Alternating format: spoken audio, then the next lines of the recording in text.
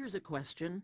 Have you ever wondered where all that stuff gets made? To devastatingly brutal conditions at the Chinese factories where these toys are made.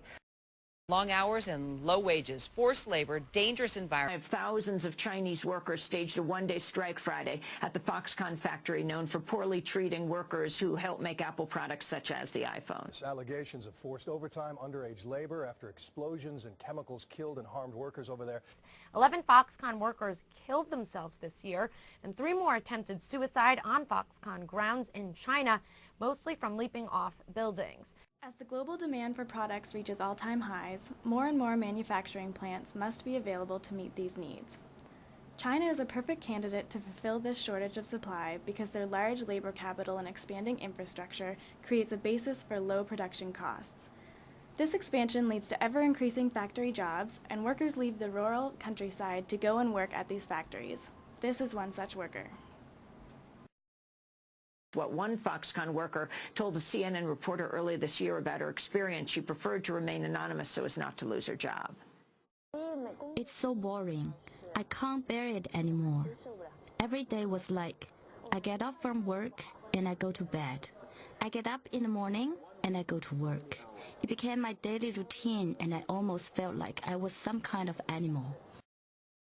These sentiments may be dehumanizing, yet this is the harsh reality of the manufacturing sector in China.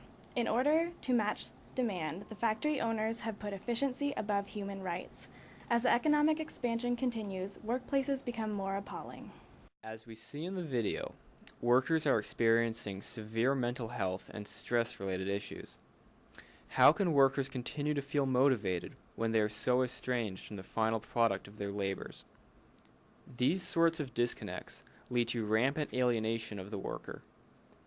The stresses mount as employees realize how powerlessness they really are.